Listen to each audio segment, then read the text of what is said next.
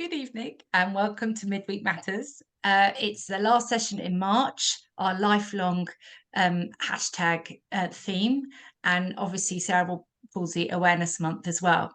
I have the pleasure this evening of inviting to join us Mik Scarlett from Fab. This is just a little bit about Mik before he gets going. He's had a successful career in the music and media industry, playing in bands, managing acts, and presenting and acting on TV and in film. However, he then retrained to become an access consultant, aiming to create a better world for disabled people, building on his experience of being disabled since birth. He's gone on to build a reputation and legacy of creating change. He took on the role of co-CEO of the charity Fab to champion the inclusive ethos of the charity and to embed the mantra of the disability rights movement, nothing about us without us. He is happily married and lives in Camden in London. It gives me great pleasure to invite to Midweek Matters this evening, Mik Scarlett from Fab. Thank you so much, Mik. Thank you, Miriam. Okay, so, hello, everybody. Can you tell that I wrote that piece? Because I think you can. It's got that kind of, I used to be a journalist sort of swing on it. And it's also a bit like the publicity bump you get when you're a musician and you send it out to record companies or press and go, hi, feature our band. Anyway, I am Mik Scarlett, and yes, I have been a musician, a TV presenter, an actor, and lots of other things. But tonight, I'm here with you as the co-CEO of the charity Fab. And I'll tell you a little bit about that in a minute, but I'll tell you a little bit about myself first. Yes, I am almost as old as Methuselah, and I've been disabled since birth. I was born with a very rare type of cancer that I was very lucky to have successfully treated. I'm one of the 4 oldest people that have survived that cancer in the world. So we'll get together on Facebook and compare how much our bodies are falling apart. But that's just as much to do with the fact that we're all old farts as it is to do with the fact that we're disabled. Anyway, so the treatment being new, no one knew what the side effects would be, and the side effects were when I was that I lost the ability to walk with one leg, and I had lots of other things that didn't work quite the way they should do. And ironically, as I was discussing before we came on live, I spent a lot of my time being told that I had various levels of spasticity in various parts of my body. And this was what it used to be called back then in the dark old days. It's not cerebral palsy. It's more a communication break between my brain and my body due to the amount of damage it's done to my nerves in my spine. So it's like a spinal cord injury, but it's a spinal cord injury that means that stuff does work. It just doesn't work the way you're meant to.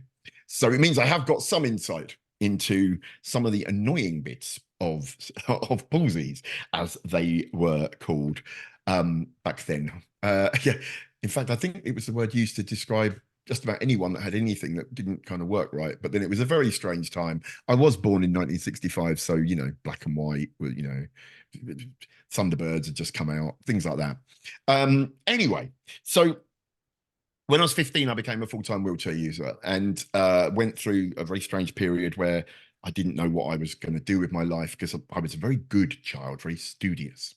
And then all that happened and kind of everything fell apart. So that's when I took up music because it was a hobby that I could do sat down. It was great. And it meant I looked a bit like someone from Depeche Mode or the Human League, that my heroes. I actually bought my first instrument with a back payment from what was then called mobility allowance and living disability. No, what was it called? Mobility allowance and living allowance or something. Attendance allowance. That's it. Because they'd said I wasn't entitled to it, and then went, oh, no, sorry, you were. You should have been getting it from the age of 12. This was at the age of 16. So I bought some synthesizers and started playing music. That became a career. Then I got into television, where I got spotted playing a gig in a very strange venue in my hometown of Luton. And then went on to present television for about 10 years, long before all these new young people came along and say that they're the first. No, there was a whole gang of us there in the late 80s, early 90s presenting television. And before that, I used to watch people like Ian Jury on television, and he was a TV presenter. So we've been around for a while. Anyway, um, like I said, like Miriam said, I did then. Well, you know, you get to a certain point where you're too old for telly. They tell you to your face back then. Sorry, mate, too old. So I went off and retrained as an access consultant. But while I was learning to kind of be myself again, I discovered Fab. I went and I see people are writing in the chat, so I'm going to open the chat up. Oh, hang on, what's that? Did someone? Could you? No, so my computer's doing something strange. There we go. Yes, I know. I don't want to do that. Yes, fine. I think the Yes, question is, did you present from the edge? Yes, I did. That was me. And so anyone that was there around at the time will know the various haircuts that happened. It was mainly blonde, but then towards the end of the series, I discovered some very strange haircuts that were very strange. Anyway, so when I was first in the chair, full time, I used to use them occasionally when walking was too difficult, but this was, you know, total paralysis.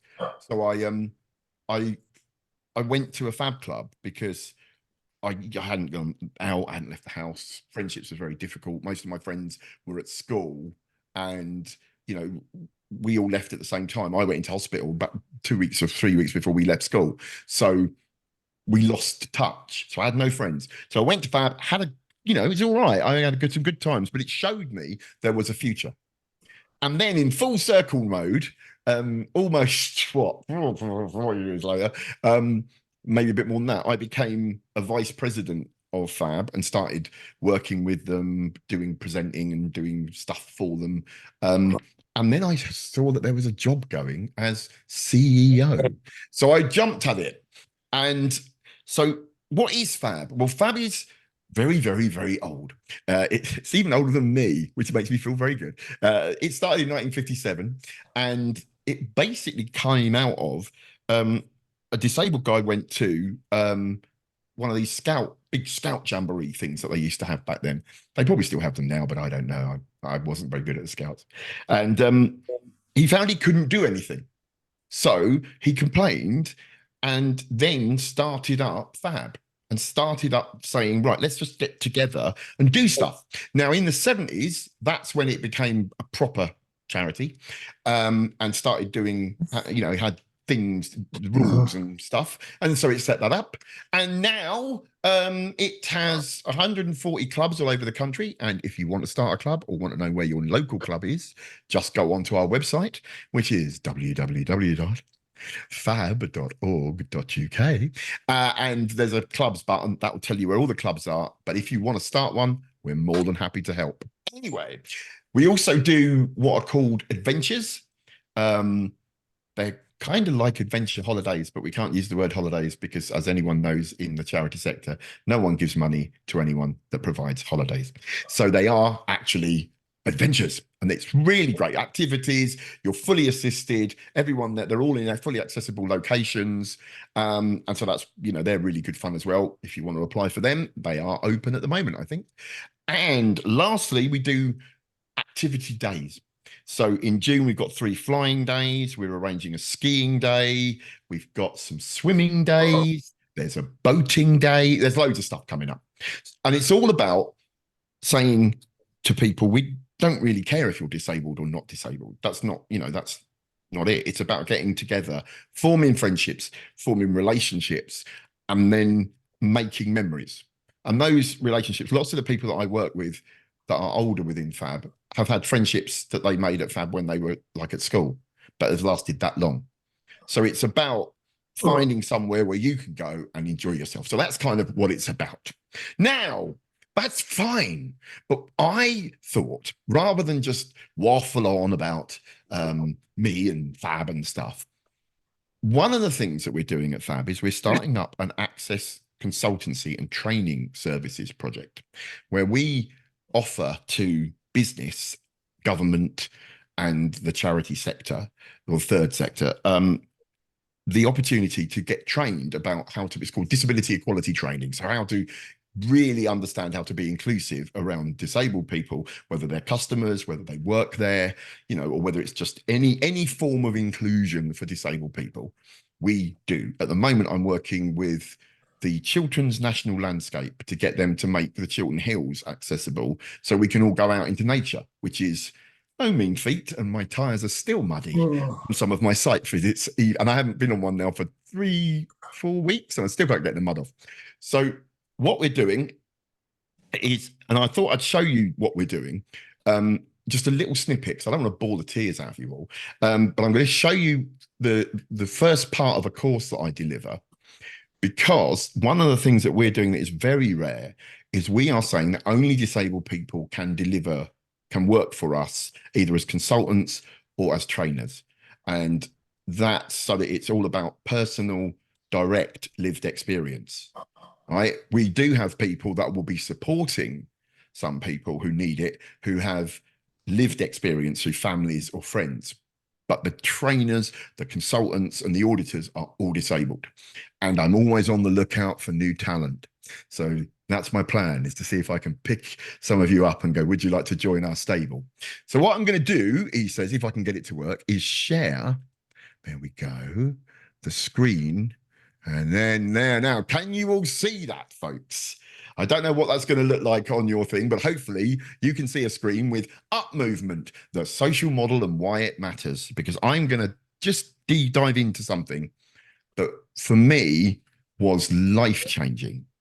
I discovered the social model of disability in very late. I was sort of my late 20s, and I discovered it when a wonderful woman who sadly died only a few weeks ago uh, decided that she was going to tell me about it by trapping me in a lift. And I'll tell you the story in a bit. But basically, I went in the lift one person and came out another. So I'm going to talk about that. So what we do, this bit you don't need to worry about, but I will say there are a couple of things, as we've already said, let's respect each other, that kind of stuff. But also the big one here is I am not offendable. I am unoffendable. I cannot be offended. And I say this to everybody because if you don't agree, let's have a discussion. If you have a different view, brilliant. We can come to some kind of agreement. But also, there's no such thing as a silly question. Now, we all know that not people have millions of silly questions about what it's like to be us. And that's why I do this job, is because I'm okay with answering their silly questions. And I will say, but in the 10, 20 years I've been doing it, don't underage yourself, Mick. 20 years I've been doing it, the questions have got more sensible. So people are starting to understand more and more, but there's still quite a few silly questions. And I also break all the rules of training, because I say have fun. And I do try to make the training fun. And all of the people that work at Fab doing this training are also trained by me to make it fun. So, and it's all about personal experiences. So we already said about Fab, it's been going for over 65 years, which makes it feel great. I think it's now more than that, but I keep having to change my slides every time a year goes by. But it's all about being together. It's about working together to have this idea that you can learn together, you can thrive together, and you can belong together. The Access Consultancy, this is just all, these are the slides to what I would be presenting to a business. It's basically exactly that. We are charging people to be the source of knowledge around how to get things to be better. And I don't care what anyone says, the people that should be doing that are disabled people, because we know, we have the lived experience. And that's what we're championing. This is me. This is when I was young and gorgeous. Well, most of them are, some of them less young. The little baby picture is me with very spiky hair, because the chemotherapy I had didn't make me lose my hair. It made me grow spiky hair. And that's why my hair has never gone flat since. And I really wish I could get that haircut that I had when I was a baby, because that is the coolest haircut ever. So yeah, I used to be a presenter, that pouting ego up the top in the red leather jacket. That was what I looked like when I was a kids TV presenter, believe it or not. The blonde bombshell next to me in white is my wonderful wife, Diane. Yeah, I still do a bit of broadcasting and journalism. I write for a music magazine called Blitz, if you like 80s music. But that's me. And this is where I start to get them. Okay, so I say to the room, what does the word disabled mean to you? When you hear it, what's the first thing you think of? And I wonder if any of you, what does any of you think when you hear that word? What does it make you think of? What's the thing that comes into your head? Yes, this is the same. It's funny actually, because I do both online and face-to-face training. And what's funny is online people are far more reticent to talk. But in face-to-face, I think it's because I can look at them and go from the eye. But don't worry, you don't have to join in because I will. I'm very good at waffling. But if anyone does, you can type it in the chat if you don't want to say it out loud.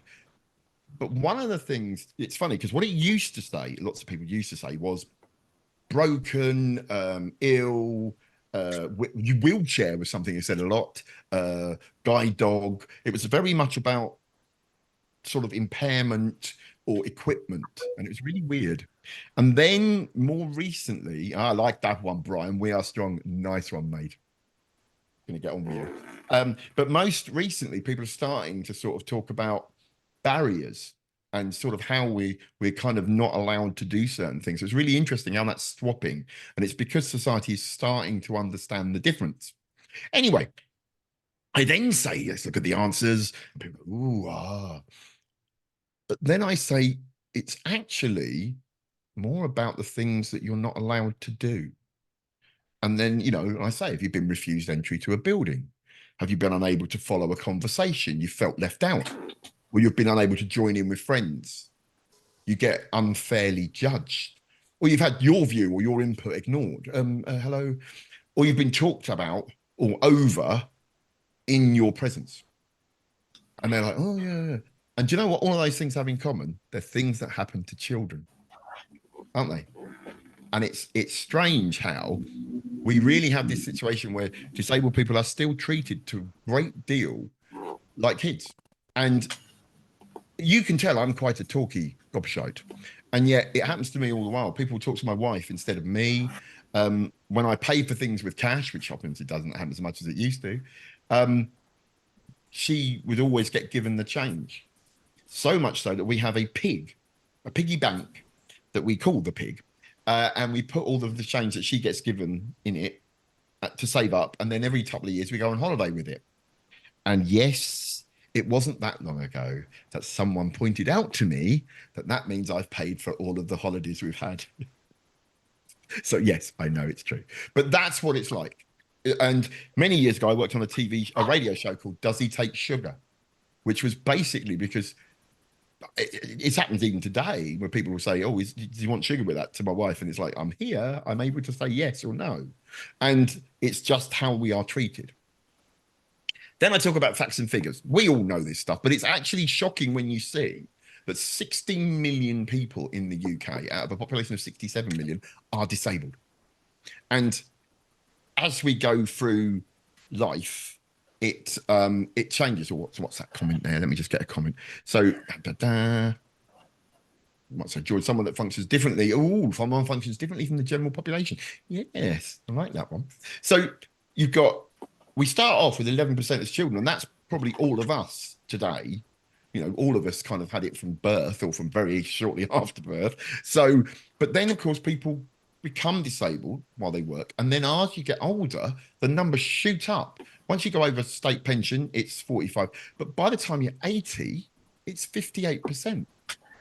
7% use a wheelchair. We've got 9% have hearing impairments, 13% have learning disabilities. And then the bit that always gets them, disabled people and their friends and family have a spending power of £247 billion. Disabled people themselves have a spending power of about 84, I think, 87. Yeah, 87. But you know what? Most of that, sorry, Hmm? probably on wheelchairs. Most of that cost is probably on wheelchairs. Yeah, no, I must admit we do spend quite a lot. They aren't cheap, and when you tell people how much they cost, they go, oh, what? How much? And it's always like, yes, that's how much they cost. It's like a small car. Yeah. No, I've got a wheelchair that's £6,500 and one of them Batek things that was 5.5. And I was thinking, blimey, I could have bought myself a smart car for that and just driven around in it. It'd been fine. But then my wife would have had a seat next to me. Oh, now Emma's got her hand up. What were you wanted to say, Emma? I wanted to ask a question. And I wondered, Yep. the slide that you had up before. Which one? That one. Hang on. The I'm going to one. try.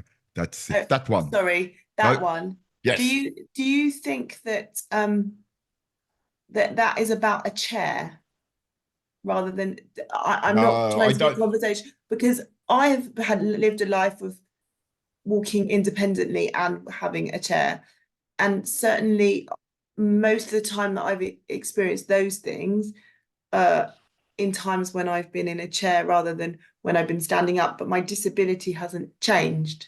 Well, So I just wondered. it's more than that, though, isn't it? Because you imagine unable to follow a conversation that was put in by one of my co-trainers, Libby, who's deaf. Being unable to join in with friends. Okay. Oh, so being left out. I think we've all been left out. When I could walk, I got left out of a lot of stuff. I'm just going to mute Sarah. Sorry, hold on. That's all right. That's all right.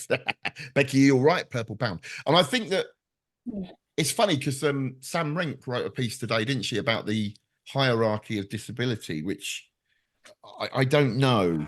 I think that I'm unsure about. I think that actually what it is, I believe in the social model. So I believe we all experience exclusion because of something other than our physical impairments or our mental impairments or our learning impairments.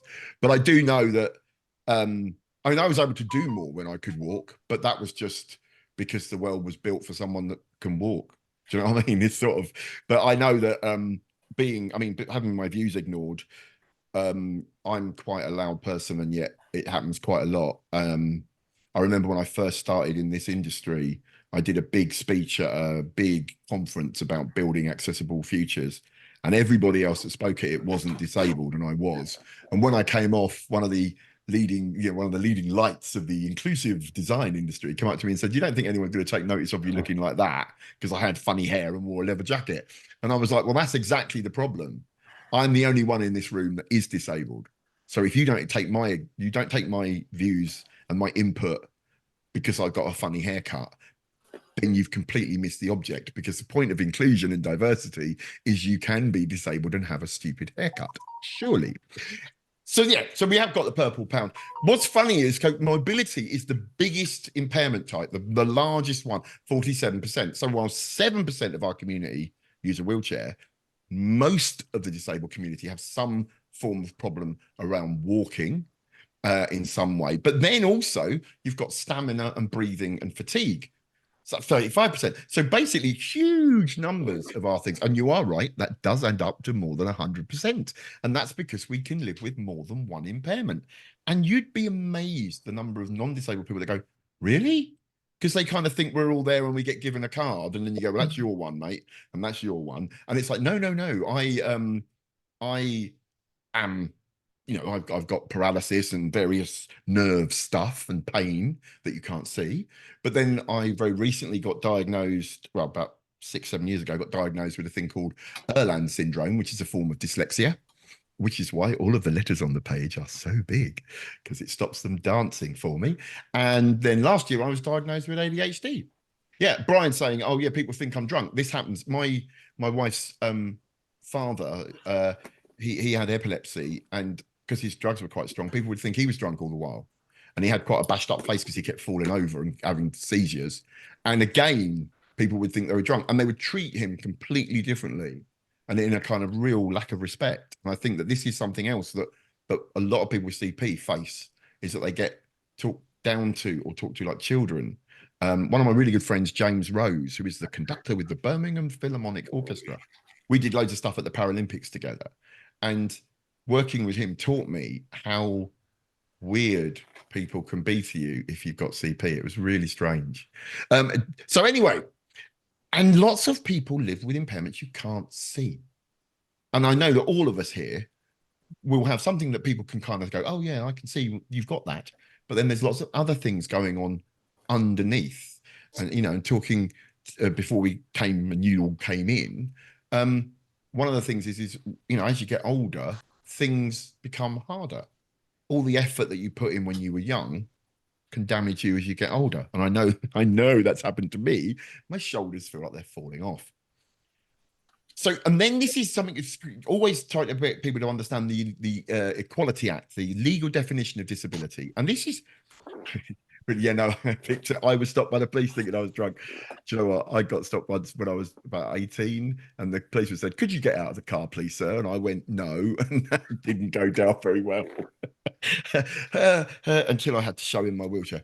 But so the bit that I think is really interesting about the Equality Act, if you don't know, the Equality Act says you are disabled if you have a physical or mental impairment that has a substantial and long-term negative effect on your ability to do day-to-day activities or daily activities. But what I was really amazed by is that this applies to things like getting dressed.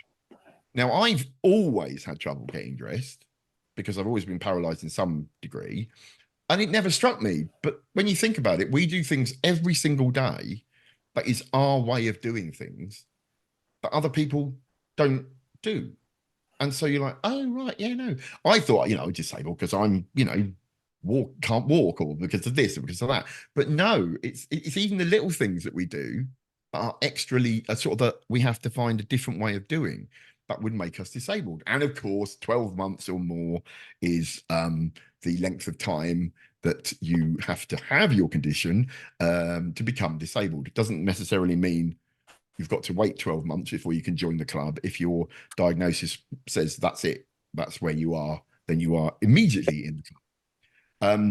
It also applies to people that have things like cancer. Even if you're cured, as I am, I would still have been disabled for the whole of my life under this definition, because I can be discriminated against because people think I might die. And it's part of the reason why I don't own my own home, because when I did have enough money to buy a house, no one would give me life insurance. And so I wasn't allowed to buy a house. And by the time that law was changed, I'm now too old. So, hey, thank God for social housing. And also it applies to things like mental health, epilepsy, things like this. So it's really important to know that we are a big community of people. And we might all have different impairments, but we do all share something in common that I will talk about in a bit. And there's loads of laws that cover this. Something that I do like to talk about is this public sector equality duty that people don't really know about, but councils and all businesses and anything that gets money from government should be doing what are called EQIAs on any policy or procedure that they do to make sure it's accessible.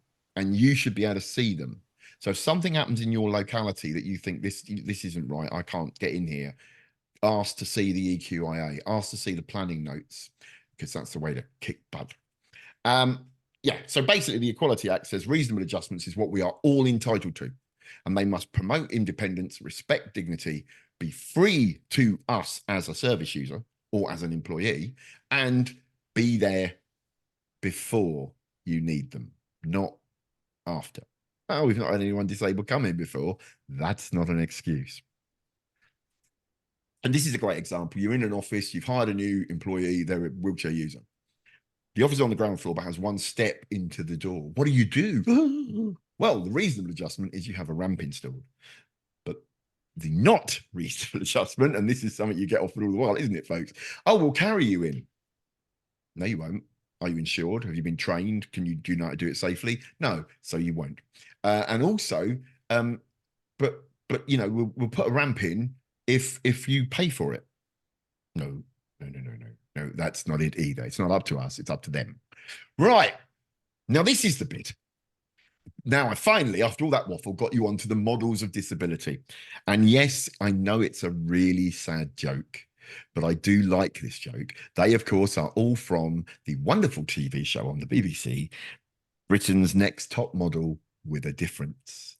And I think it, in a way, says something about the way that we've viewed that there was a program about Britain's Next Top Model, but rather than put disabled people in the program, they had a special show where all the models were disabled. And it's funny how much that refers to some of the other things I'm going to be talking about in a sec. But there you go. That's where a lot of the people that we now know on telly as superstars, especially good old Sophie, started off their career. So what are models of disability, Mick, you say? Well, they're not that kind of model. They are, in fact, a way of thinking about what it means to be disabled. It's an academic thing. And there are models of childhood, poverty, wealth, race, religion, everything. And they're all just ways of understanding it. And they're different ways of looking at what it might mean to be from a group. And so obviously models of disability are about what it means to be disabled. The big one, the one that most of us will know from very early on in our life, is the medical model, because it's named after the fact that when you are disabled from very young, or even when you become disabled, you come into the medical world and all that you talk about is what is wrong. The disability is the thing about the person that is wrong, the issue. So, you know, cerebral palsy, paralysis, stuff like that. And then disabled people need to be cured. Or if they can't be cured, they need looking after. And really what it says is that our society's fine and you're broken, so you don't fit it. And so kind of that's your problem. And really the medical model has a lot of focus on, well, how can we make you the best that you can be through medicine? And which kind of disempowers us, because it says we're not right, we're broken, we're different, we're out of what's normal. And so it means that we're not empowered, because we're always relying on someone else to fix us or to look after us or to do stuff for us. Now, there's nothing wrong with being cared for, but in this situation, this way of thinking about it, it says that that's a great shame. And it says that that's a burden. And we hear so much talk, don't we, about all this kind of thing about, you know, oh, how much it costs. And yet no one's ever talking about how much it's needed. Then we've got the individual model, the individualistic model. Now, this is the kind of Paralympian model that says, oh, yes, you're disabled. Yes, too right, Brian. We are not broken societies. I like you. You know where I'm going, don't you? So this is like the one that says, yes, you are broken, but don't worry, because I am amazing and I shall overcome. I'm still, you know, a terrible lump of poo, but I'm special and I'm going to become super inspirational and really push myself to fit society. And I will really try to be the least disabled person you've ever met. No matter what it does to me, no matter how much it hurts me, it's all about fitting in. And I really understand this model because this is how I used to feel before I learned about what I'm going to talk about in a second. So it kind of really is, it means something to me. And it says, yes, you are disabled by the things on your body that are different, but it says you've got to try as hard as you can to let that impact on you as least as possible. Try as hard as you can. And a lot of the talk, you know, we've got the Paralympics in Paris coming up. You'll hear a lot of the conversation around pushing your body, excelling and trying as hard as you can and not letting disability defeat you. That's the individual model, the individualistic model. And then there's the religious model. There's nothing wrong with religion. It's wonderful. If you believe, great. But what the religious model says is that disability is something that's been given to you by a deity, by a god or whatever. And it's either, it tends to be a punishment or a test. So it can be, you've got to pray more, or you've got to try and be more pious, and then maybe you'll be cured. So it's going back to, it's something wrong with it. And it's all about that kind of idea that we are, again, broken, and that if we've either been broken for a reason because we were bad, or we're broken because we need to pray more, or, but I mean, I work with someone that was a Buddhist that believes that disabled people have reached the enlightenment, and rather than go on to become one with the Godhead in Nirvana, they've come back down to allow other people to further their own karma. So there's lots of things, and ironically, this was the way disabled people were viewed in the UK in the Tudor period, that we were sent by God to make other people be more pious and look after us, so then they would then get into heaven. And it's why most of the royal families had disabled people in their entourage, because it meant that they thought they might get into heaven quicker. So, and the thing about that is, yet again, it says there's something wrong with being disabled. So all of those three don't help us build a better tomorrow, do they? They all say we've got to wait to be fixed, to be prayed better, or to just try as hard as we can to fit in to a society that keeps us out. And so a new way of thinking was needed. And that's where lots of academics got together and they rubbed their beards and they smoked pipes, even the women. And then they came up with the social model of disability that says, yes, we all have physical or mental impairments, but things that make us different, as you said, different from the mainstream society, the non-disabled society. But we're disabled because it's designed for those people. Society is designed for those people, not us.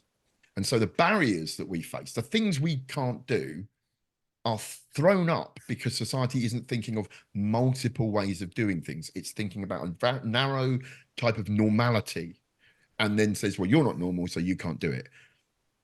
The social model says, oh, yes, you can. You just got to change or remove the barriers that are in the way. But everyone is equal and everyone should be able to join in. But society should be fair for everyone. So disabled people are all about who they are, what they want to do, and not kind of trying desperately to fix their impairment. Their impairment is part of who they are. Let's make a better world for tomorrow.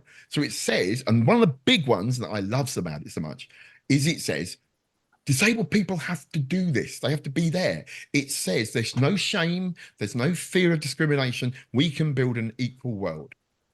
For me, I was really shocked at how finding out about this changed my life, because there is something, I think, that when you're born with your impairment, you grow up thinking, you feel guilty for all the things your mum and your dad had to do, and all the things your family didn't do, and all the trouble you caused, and all the hospital appointments and all this kind of stuff. And then suddenly, hey, I find a model that says, no, it's nothing to do with you. Society shouldn't have made your parents feel like that. Society shouldn't have made it so hard for you to do that. Society should have been more accessible, and society can be. That's the big one. We can all do something to make it better for tomorrow, for the next generation and the next generation. And that is so important. And it says the people that should be at the front of this are the disabled community. We should be on the, not only on the table, at the table, but we should be at the head of the table, leading it. And I love that the disability rights movement's quote, champion used to be, nothing about us without us. But now I keep finding things where they've crossed out the about us. So it's nothing without us. Because I think that's the truth. It's time that we are at the table, even if people don't think it's connected to disability, it is. Because we do everything. We want to go out into the world and live as everyone else. So, people might not, Sophie Morgan's campaign around getting on aeroplanes, no one would go, oh yeah, aeroplanes. There's a big connection to disability there. But there is, because there's a connection throughout everything. So the way to explain it, and this is a very bad way of explaining it, but it means I get to use some nice little graphics, is when I come up to a flight of stairs, when any of you come up to a flight of stairs, they're difficult. We just heard, no handrails. Is that your fault because you need handrails? Or is it society's fault for not putting up alternative methods? Is there no way of getting into the building other than up a flight of steps? Is there no way of building a ramp, putting in a lift? Why do we have to go around the back? Why can't we go in the front door with everybody else? And that is the great thing about the social model. It says we can change. It's not about static. It's not about that's just the way it is. So quickly, oh, please, Mik, they say, please. Good God, have I done all that in 20 minutes? Oh, no, it's nearly an hour. Excellent. That's good. Whew. I was thinking I never talk fast. Anyway, then I go on to saying, these are what the barriers are. And normally when you do this kind of stuff, you start with physical barriers and then move on to others. But what I do is I say, no, the big problem, the big barrier we face is attitudes and assumptions about us, that we're childlike and we can't make our own decisions. People have to be asked, like we were saying, do they take sugar? That kind of thing. That we're dangerous and aggressive. Oh, there's always one Sonny and you're it, was said to me once at a venue, Wembley Stadium, when I wanted to leave early because I could see that 60,000 people wanted to leave and I did not want to get caught in that. And the security guard said, sorry, mate, you can't get out. You've got to wait till the end. And I got quite upset. Of course we get aggressive and dangerous sometimes. We get not dangerous, but we get aggressive because we face discrimination every single day. And sometimes it gets too much. And sometimes, so I tell a lot of them are people that work in customer services. It may not be that they're shouting at you. They're just shouting at a situation that has been the straw that broke the camel's back. And luckily, I have a spare wheelchair for that camel. But do you know what I mean? It's that kind of thing. It builds and builds and builds. And sometimes you blow up at the wrong person. And that needs to be understood. That we need to be pitied or looked after. That we don't know our own mind. That we can't work. And another reason why I'm really keen to employ more disabled people at FAB is because I want to make it so that it's a place where we outnumber the non-disabled people. We're pretty much 50-50 at the minute. And so I want to make it because I want to make it ours. And that's another real key driver, is that we are employable. It's just you've got to think differently about how you employ someone. Oh, it's so expensive. You know, they don't get many disabled people come here, and it's a lot of money. It's not worth the effort or the expense, but it is. The reason why you don't get disabled people come to your business is because we can't get in. If you put in a ramp or a lift or a toilet, says Mick, who's been invited to a birthday party on Friday where the birthday party is in a pub with no toilet. I don't want to worry anybody or not, but I can't think of anything worse than going to a party where you can't actually do a pee. Now, Victor, you've raised your hand. What's up, Vic? Do you know what? Speaking of employment, the number of times I've walked into interviews, and there's times where I've literally walked through the door and I can tell from the look on the face. They don't have to say it. Yep. I know I'm not going to get the job just from the way they look at me when I'm walking. Yep. Yeah, no, it's why I wanted to do this. Because I graduated university in 2016 and I still haven't got a job yet. Ah, well, send us your CV. Sir. I mean, I've been off to uni and everything. Yeah. Well, I will do. If you, yeah, please. well, My contact details are at the end.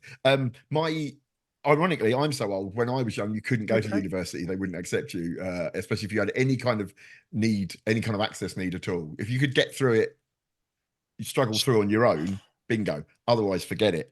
But I do now have one because I went to the OU, which is much easier. But it's terrible, isn't it, to think that, you know, that all of that talent is going untapped. And I think that's really important, that we are a huge untapped talent. And I just think that hopefully this will change. And it's something that, this is why I do what I do. And this is why I'm looking for more people to do this.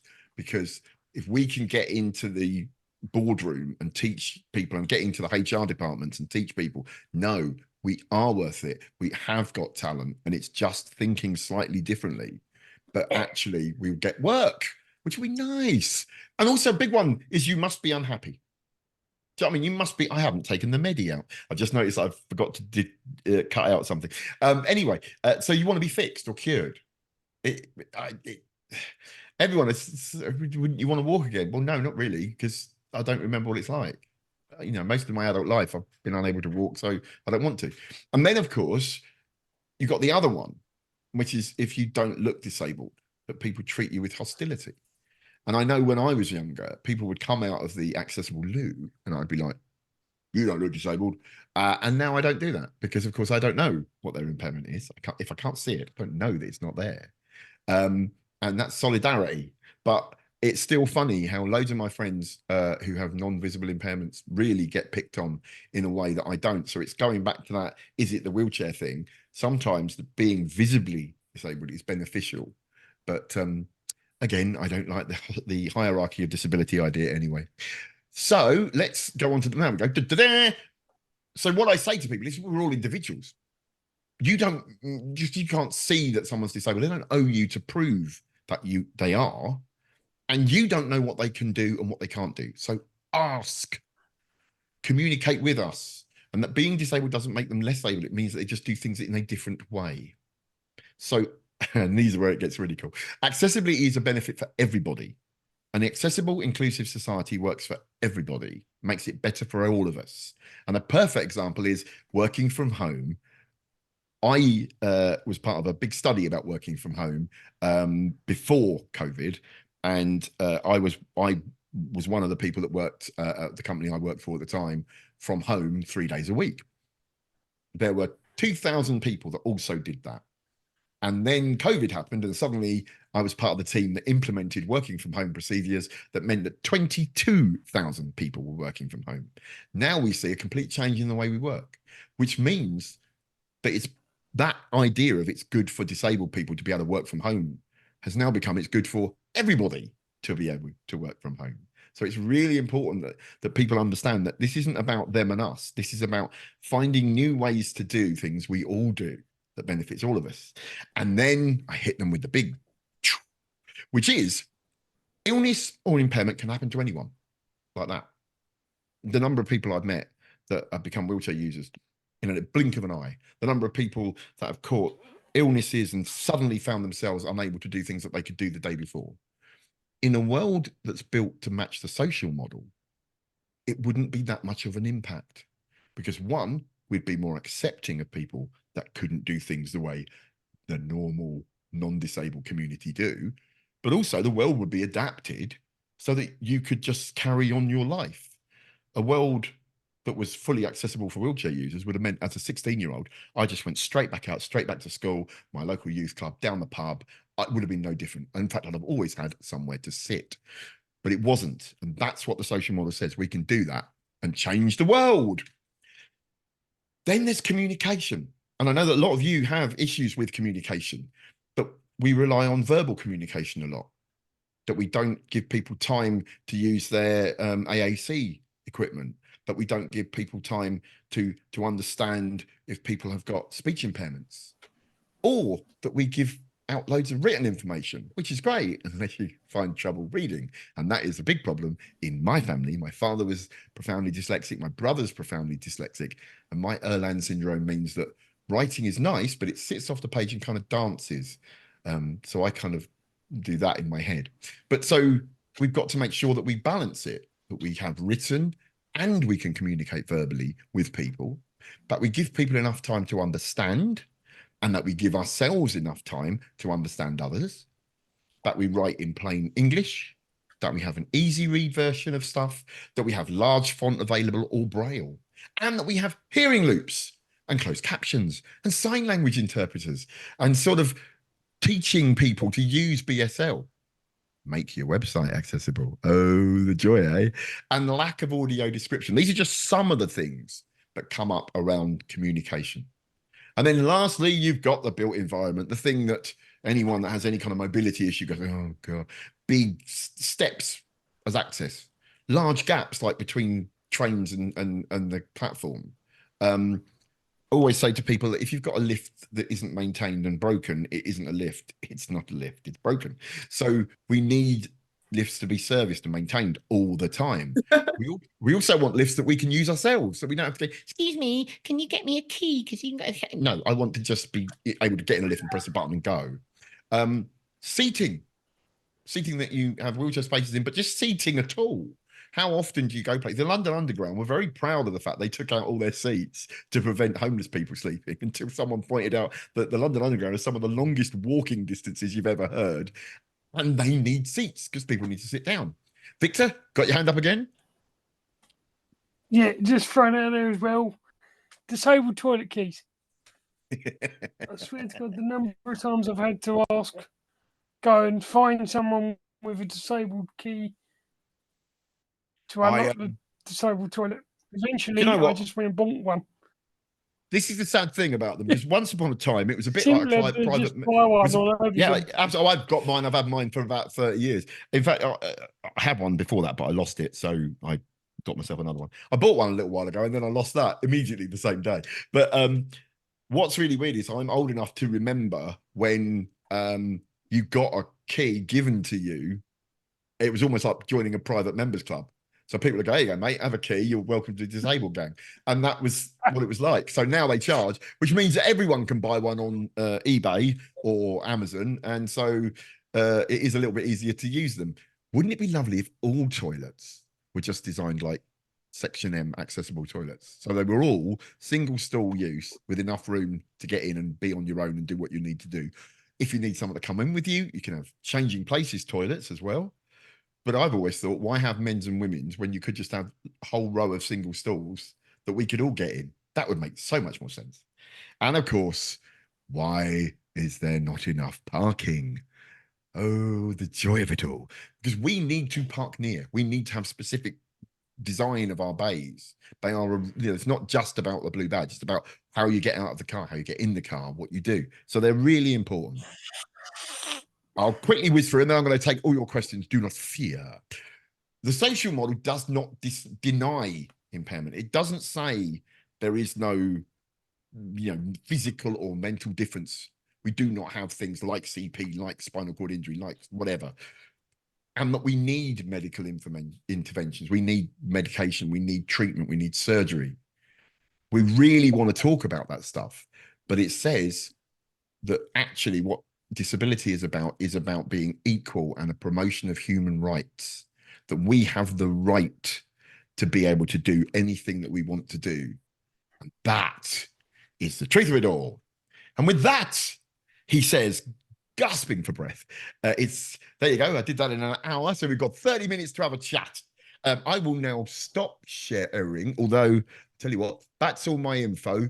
But in fact, yes, that's my email and that's my X and Instagram address. I'm trying to think if that's right. But I've sent you the slides, haven't I, Miriam? So you can send them around to everybody anyway afterwards. Yeah, you're very lucky. You're getting my proprietary information slides that I charge people loads for. So let's stop sharing. And then I'm going to put that up there so I can see you all. And there we go. So sorry, folks, if that wasn't exactly what you were expecting. But I hope that, that I mean, I know a lot of you already know this stuff, and I have been teaching you to suck eggs. I do it quite a lot.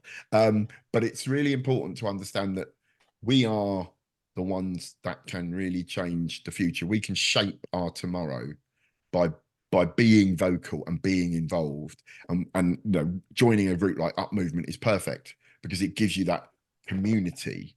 But remember, you're part of a wider community, and we all have to stick together to get the rights that we all need. Anyway, with that, I can see that Dean's got his hand up. Oh. It feels like ages sometimes when you're pressing on mute. It feels like ages. Come on. It does. It really does. So just thank you very much, Mick, for that presentation. It was, it was really, really good. I found it really interesting. And incidentally, when you mentioned about they're increasing now, changing the name from sort of like the disabled model to the social model. Yeah. The names of accessible toilets. I've just started work at a care centre here in Blackpool, and they use their toilets they have an accessible toilet, and it's called an accessible toilet, and it doesn't have the key. You don't have to. You don't have to have the key. You did to use it, which is even great. But just to give you a bit of context, Mick, and I know you won't be offended by this, but just for context, I was a FAB member in 1984 in North Manchester. So you and me about the same age, mate. Yeah, FAB then. Yeah. FAB then. Well, the acronym FAB standing for. Oh, I know. Physically handicapped, up to able-bodied. Yeah.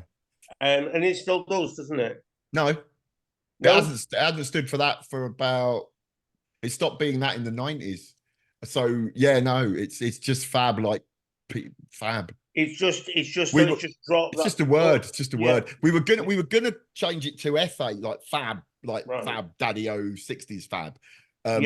But then we were like, well, that sort of there's a history to it, and also it allows us to talk about the fact that it used to stand for something. And how language changes and attitudes change, and and I think it's part of what's happening now with Dawn, my co-CEO, and myself. And all the staff that are really on board, and everybody's on board to try and make it more and more and more and more sort of about us, led by us. So it's not quite so paternalistic as maybe it once was. But as it was when we were young, which is I went about the same time, and I was sort of all right, but a bit. Yeah, and I think as well it was run unintentionally. I think by at that time by people who want to do with the Oh, not the social model of disability, the oh god, medical I mean, model. without being funny though, Dean, I mean, if you think about it, the social model wasn't really even No, sort it of wasn't. properly written down in the early 80s. It was No, it starting to wasn't. be No. shaped, but it wasn't formalized. So Yeah. actually it meant that there's no way we were going to grow up thinking anything other than we were broken and the best we could do is be superhumans and try not to be, you know, don't let it get you down. Look at me, I'm the least disabled, damn disabled person you've ever met. I mean, I used to pull myself up and down lampposts and do pull-ups off the top of a lamppost just to show people how strong I was. And I mean, now it's destroyed my shoulders, but and I'd crawl everywhere to get in places because I wasn't going to miss out. But eventually you reach a point, especially after I learned about all of this kind of thinking, where I thought, well, that's not fair because I can do it, but someone else can't. Yeah. And we've got to start saying, no, it's not fair for someone to say, well, we have this bloke Mick come into our club and it might be down 3 flights of stairs, but he don't care. Well, I did, very much so, but I just didn't want to admit it. And then suddenly I went, no, I'm not having this. So yeah, and but Fab, it's definitely changed from when we were young, that's for sure. It's a lot of fun. I went to, I mean, obviously I'm going to a lot of the clubs and stuff, and I'm boring a lot of the club members with the same kind of talk that I've just given you, the poor little things there. I'm doing one to 8s to 11s soon. That'll be nice. That should be fun. I'll be like, Mick, come on, do something, juggle, I don't know. But anyway, but it's definitely a lot more led by us, and that's part of the idea, is that the clubs, I'm hoping, will be more and more and more and more run by disabled people. We've got disabled people running the clubs already, but I'm going to start really promoting the idea again. You know, this should be our territory, and the adventures are fantastic because they are fully accessible and inclusive. So if anyone, in fact, they're for any age as well. We're not, lots of people think we're for little young people, but we're not. So, you know, if you want to start a club, just start it. Let be the club you want, near where you are, do what you want to do, go where you want to do. We'll help you set it all up. And, you know, then you become your own sort of charity if you want to be. If not, you don't have to, but you can become your own charity, get your own funding, do your own stuff. We support you with all that. And it's a lot different, and it will be I think in another 20 years it's going to be something completely different again, but luckily by that time I'll be far too old to care. I'm lining up lots of young people to take over my baton and say, there you go, right, you're young, this is your problem, I'm going to get it all lovely and then get you to do it, and then I'm just going to, you know, sit on a beach and burn. Cheers, Mick, thank you very much. Nice one, Dean, nice one. Oh, Emma, you've got your hand up. I do. So I thought that was fab to not want to use one. And someone in the chat went about fabulous, and it's like, yes, I will admit that we use fabulous, so PHAB ULUS, and that's yes, we are sad. And all of the people that go to our clubs or adventures or flying or any of the day things are called fabbers. So it's and that's all my thing, because I love all that. No, what happens when you're an 80s child. It's brilliant. And I have to say that you have kind of summarized Miriam and I in my kitchen on many occasions, having conversations about the things that we need to change, and the way that we want to influence society. We're working towards getting more people into work, and all of the things that you've said. And having Miriam with me on an aeroplane last week, when I had a disagreement with the air hostess that pointed out that I said to her with my crutches as I got on the plane, you do realise you're making me sit by the window. Have you noticed this? All the airlines have now changed their policy that if you have a disability, you have to sit at the back of the plane, in the chair, in the seat that's nearest the window, right? And I pointed out that she was making me sit in the hardest place for me to get into. And she said, and quote unquote, well, it could be that. And I went, no, I'm telling you that it's that. And I've been told on a Ryanair plane before that the reason that they do that is because if they need to get other people off the plane, we would be holding them up. To which point I said, are you valuing my life less than other people's, and she didn't have an answer. But I then come across as aggressive, so Yes, I exactly. can Exactly. Exactly. And it's And, funny actually, because that whole plane thing, I first flew in 1984, and honestly, I don't think anyone in the airport had ever seen anyone fly in a wheelchair before. They didn't know what to do at all, so they completely cocked it up. But they were very lovely. And back then, the front 3 seats on any aeroplane were for disabled people. That was it.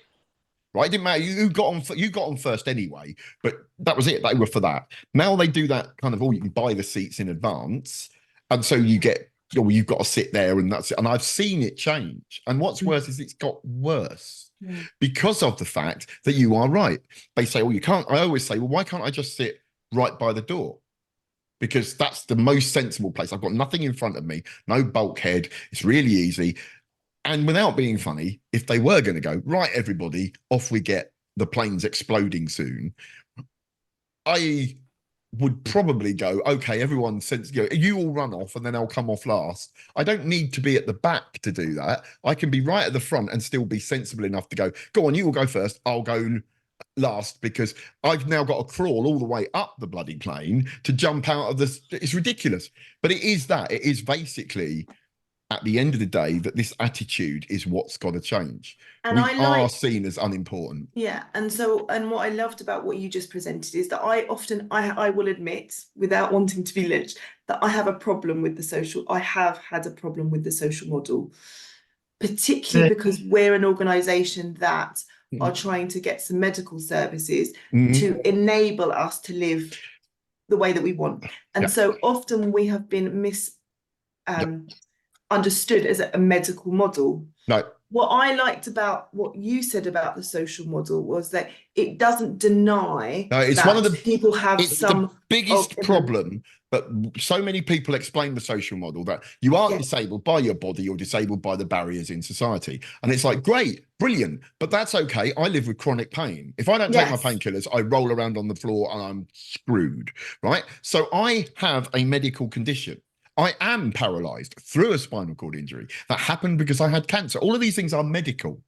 But the social model says we are entitled to an equal right to do stuff. And it doesn't matter if your body is different, if it hurts, if it doesn't do what, your brain's telling it to do something and it doesn't do what you want.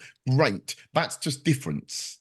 And when I'm doing my talk to young kids, I'm going to kind of explain about the fact that it's all to do with evolution. It's all to do with biology. It's all to do with the fact that all of you with cerebral palsy are just part of the annoying bit that we give birth to big-headed babies, right? Big heads in little pelvises, right? That's all it's to do with, which is all to do with evolution. In, I don't know, 500,000 years' time, who knows? You might pop out someone's ear or something, but it's not what happens now.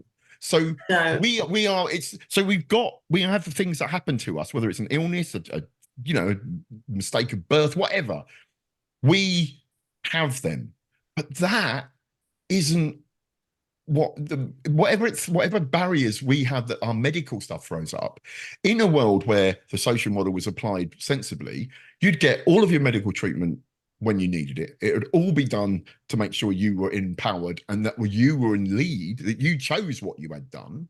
The number of people I know with CP that have had all this sort of Pato Institute being battered to buggery, trying to get you to walk again because walking's the most important thing in the world. And then, hit 20-something. One of my really good mates was made to walk all the while, Chris Halpin. And then suddenly, as he got old, he found that his back had gone and his arms had gone because he's fighting to walk. And now he spends most of his time in a wheelchair because it's welcome to my life. And that is why Up was bought. I mean, exactly. You just summarised and, the sentence. And that's the thing, is that, so what we're doing is we're saying no.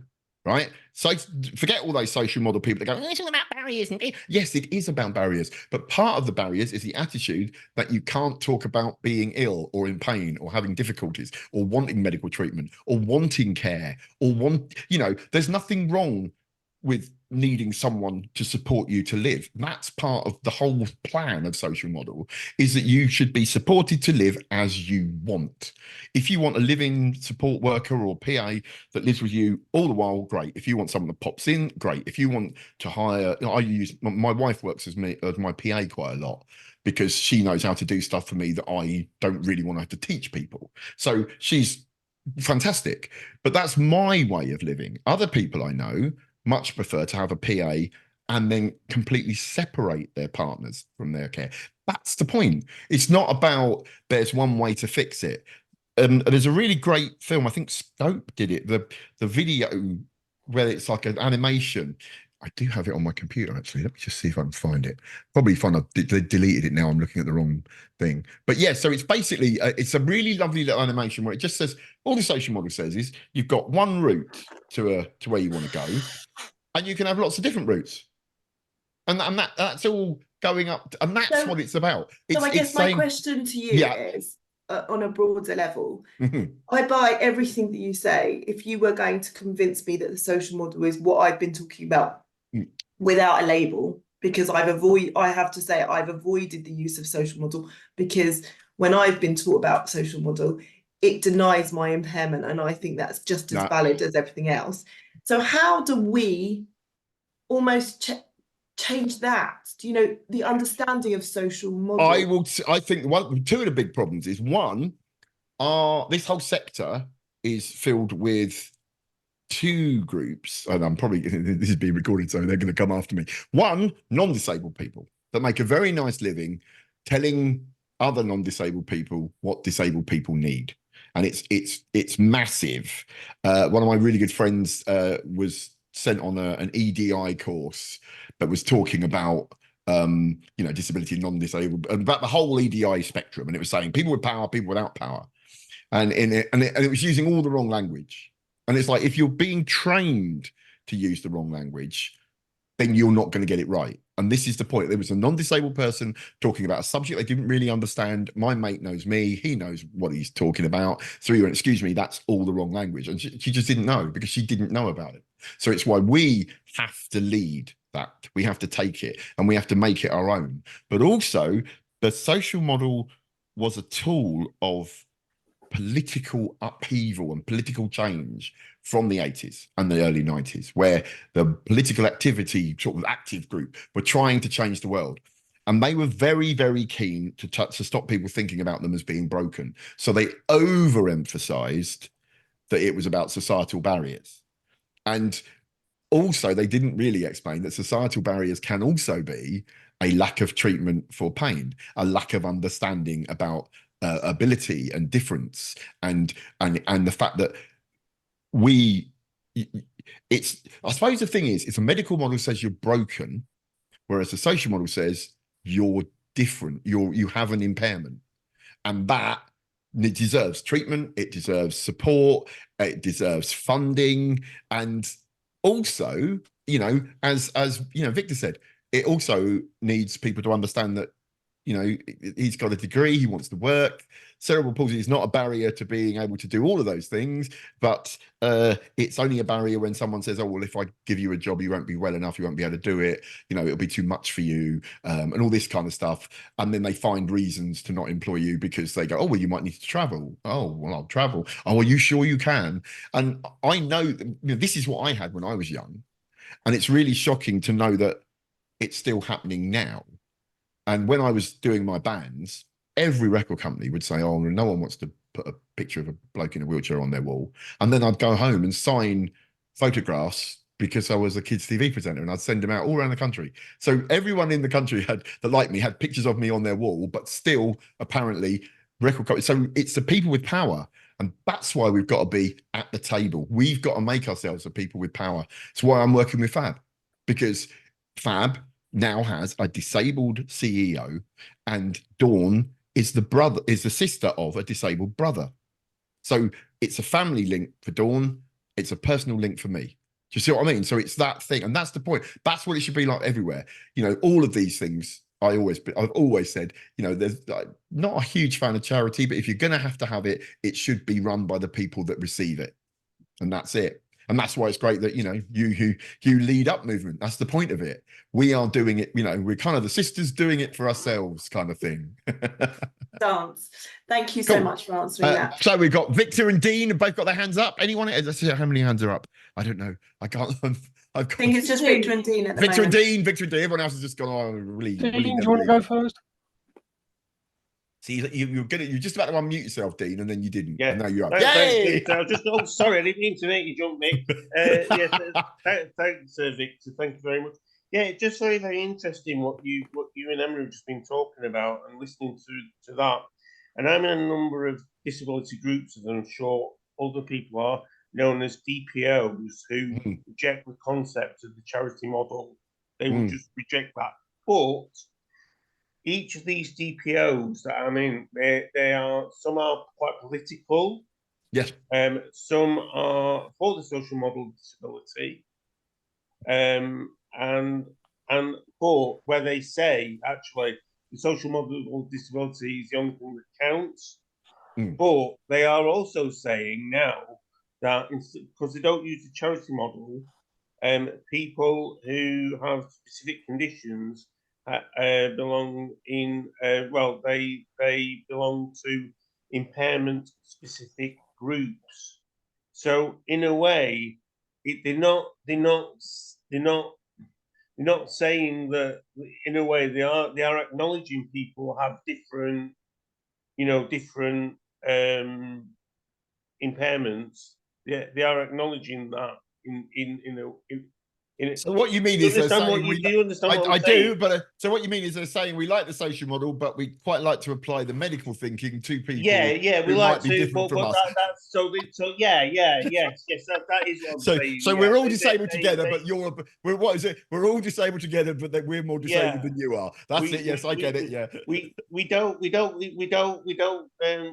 what our disabilities are or our impairments. No. But actually, my impairment is blah blah blah. Yeah. Right. So, I mean, one of the big ones is that in a way I'm a big fan of not having to declare. I don't think but because I believe that what should happen is that the reasonable adjustments should be the things you're asking for. So you don't need to go, by the way, I have, so can I have? You should just say, I need this, and then that should be done. So I think that's the thing I agree with. And I what I think's funny in some ways is, I mean, I very vocally for quite a long while was very against charity itself, but I've changed my view. Two reasons. One, because I now work for one, so I see what the truth is, what's going on behind the scenes, and I see that there's a real commitment to change. Not all of them. Some of them are really out of touch. But what's great is people like us, and there are some other sort of charities that are being led by disabled people, are really changing the landscape of the disability charity sector, because so we're kind of changing the mindset, the way it's done, the way it's thinking. And part of the thing about the charity model is that you give us your money, they're poor little things. And that's, there's a strict guide that I've written for Fab that tells you how to make pictures, what pictures should look like, what the language to use, so that you don't rely on pity. You say, we are empowering disabled people to do stuff that they might not do. And in a society where we are facing so many of the barriers that we are financially, politically, just leaving the house, even being in a house that's adapted, in a world that was perfect, we wouldn't have charity. But we are so far from a perfect world that and I think that one of the things is a lot of people that do really stick to the political extreme of the social model are also talking about, in a fluffy world of magic, everything will be great. And it's like, brilliant. That might happen in 2 or 3 generations. We might actually end up in a future where being disabled is completely doesn't exist anymore. Because it's all about, like you said, I've got this impairment, in the same way that, I come from a different country, or I speak a different language, or I'm a different gender or sexuality. It becomes just part of life. But at the minute, we're not there. No. So I think that we do have to admit it and take and embrace it, because otherwise, I think like you, Nick, I think we have to have a bit of everything, and I think we've got to have a bit of we have to accept a bit of everything, because like you say, everywhere's not perfect, and you know, yeah. I think the thing is it kind of, I think a lot of it comes from age. I think that I was totally apolitical, then I became really political, and now as I'm getting on, I'm thinking, well, I honestly didn't think that when I got to an age where I would be meeting disabled people who were young enough to be my grandkids, if not my great grandkids, and they still told stories of not being allowed to go to pubs, not being able to go out, their parents being overprotective, all this stuff. Then you've got to change your point, your attack mechanism. Just, you know, waving flags and moaning about down with this kind of thing is great, but you've got to do something else. And that's why I started more and more and more working in trying to spread this commercially, because I found that if you go into a room full of people and do it for nothing, they all go, yeah, whatever. If you charge them thousands of pounds, they take notice. So I started charging them. And since that day, I've had loads of success changing things. So I think it's weird that, and it's another reason why I say to everybody, one of the things that you could definitely do is go into this area of spreading the word around equality. And there are loads of free or cheap training courses. There's loads of support out there to get into it. And it's a sector that should only be run by us. Simple as that. Yeah. Now, Victor, you've got a minute. We've got 5 minutes, and then you can all run screaming to what's on television. I could go on for quite a while, but I won't. I'll tell you what, there's nothing more frustrating to me than when people use what I like to call the special voice. The octave goes up. Are you okay? Do you need help? No, I'm fine, thanks. I fell over, yes. But I got myself down here. I'll get my ass up. It's funny though, actually, because again, and this is I'm focusing on my age quite a lot. But when I was young, I was very much like that. Like, no, I don't need any help. And as I've got older, I've started to think, well, actually, I'd rather live in a world where people come up and go, "Do you need help?" than live in a world where people just step over you. Do you know what I mean? Because I've had that as well, where you fall out your chair and then they just look at you and kind of go, ah, and then walk away. And you're like, I may be dead, you don't know. But the voice thing, I've got to say, one of my friends hates it. And he's always going on about the fact that the girls come up to him and go, hello, you right? And he's like, drives me out the wall. They talk to me like I'm a baby. And I'm like, James, that's called flirting. Right? So remember, if they're fit and you fancy, I did this years ago. I decided that I was never going to think that anyone was talking down to me. So what I did was I always thought, if anyone talks to me and I fancy them, they fancy me. And if they don't, then I just think, well, what an idiot. So say someone comes and goes, hello, were you all right? And I look at them and go, no. Then I'll think, well, what a fool. But if I look at them and go, oh, hello, then I go, oh, they obviously fancy me. And then I go, hello, and I talk to them, and that's it. And then that way, you go through life with a huge ego, and you never worry about anyone. Yeah.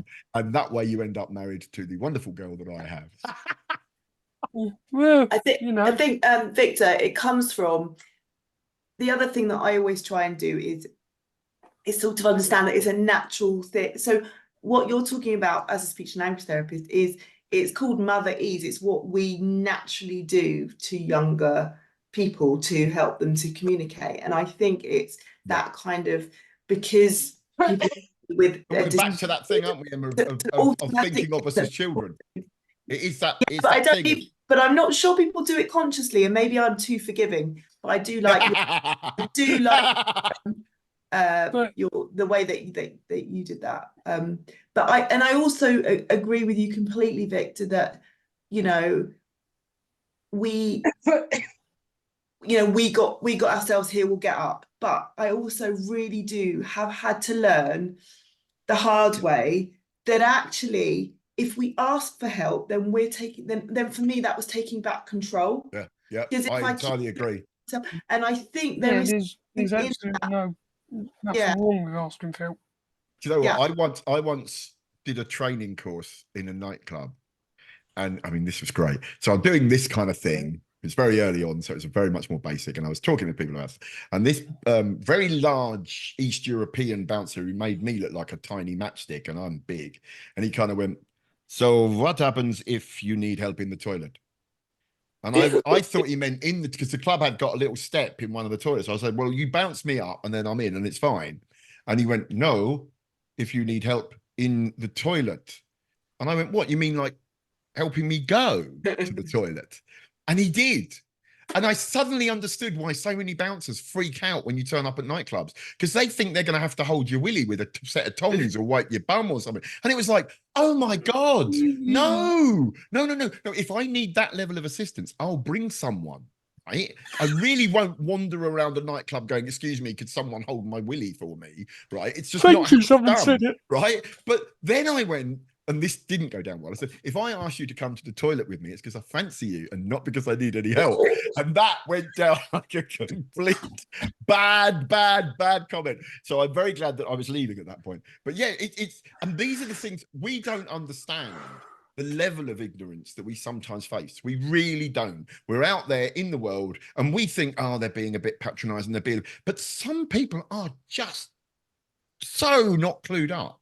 And so but you're and again, it's Sophie Morgan was saying today about sort of how people just don't understand what it's like. And until society starts to understand, until they listen to us and we don't have all these, well, I was terribly injured and then I took up PE and now I'm a Paralympian kind of stories, till we start having real people telling real stories, right? They're going to be ignorant. And our job, annoyingly, and it is annoying, is to be the kind of diplomats, the representatives of people who maybe not Paralympics, but just want to be normal. Just want to eat a cake and go down a pub, right? And so, but it's not. It's almost like I now talk about legacy a lot. I'll leave you with this one. I talk about legacy, and what we've all got to do is know that most of what we're doing now, right, probably won't help us much, but it might help the next lot and the next lot and the next lot. And I genuinely think that when you adopt that way of thinking, you go, right, okay, it's a bit crap, but it's getting better, sort of. And then you think, and if I pass it on to the next one, like, young Victor there, who is obviously young and he'll be out there doing stuff, right? But that's our job. We've just got to pass on the baton until one day there's no need for that baton to be passed. And I think that's where we're at. And that's why my understanding, this thing is that I understand the social model as that, and I'm lucky it was described to me by someone that taught me it the way I'm teaching you. I've heard people describe it in much more kind of, oh no, it's not about physical or mental impairment, and it's like, yes it is. It's as simple as that. Otherwise you wouldn't have the difference, which would mean you didn't need to have the barriers removed. So it's completely pointless. But it's about making a better tomorrow rather than waiting to be cured or be magically turned into someone different. And you're not, and it ain't gonna happen. I spent my whole life with a knackered spine, and everyone was like, oh no, do you see they made a rat move again? Have you seen they made a monkey walk? And it's like, yeah, and I'm 60 and it happened when I was 15. So trust me, they're never going to fix it. I've got more chance of using Elon Musk's robot body, which is something I'm still quite keen to sign up for, because then I can become, like a science fiction superhero, and it'll be great. And I can have a small body for sexy time, and then I can have a kind of just robot body, and then I can have a giant robot body for crushing all my enemies. And with that sensible, thank you so much. It was all going so well, and then I ruined it. Thank you so much. I think thanks for having me. Actually, far from. I thought I have learning difficulties because my body and my tongue. Do you know what? It's funny. I've got loads of friends. One of my friends, Kate, she uses AAC, and it is amazing the way that you just talk down to, and it's just like, give me a minute, right? Like, would you be able to type on the computer what you wanted to say? No. So have some patience, mate. So I just. Again, but then one day when Elon's got his way, you can connect it straight to it. And then that way, instead of having all your swear words pre-programmed so you can just trigger them, you just say them. Do you know what I mean? Get yourself a sample unit, a little mini sampler, and then you just go, get out of my way. And that's it. Thank you so much. There you go. Let's cut all this bit. This bit we can cut this bit. Yeah. Thank you Or so not. much, Phil, for that. Thank I was you. just going to say thank you so much for your time. It has been amazing. You've changed my mind, or you've made me think Yay! differently. Not about the social model and No, not about work, but you've tied a lot together, or you've given me the vocabulary to describe the work of Up. I think we have Brilliant. a lot of similar aspirations.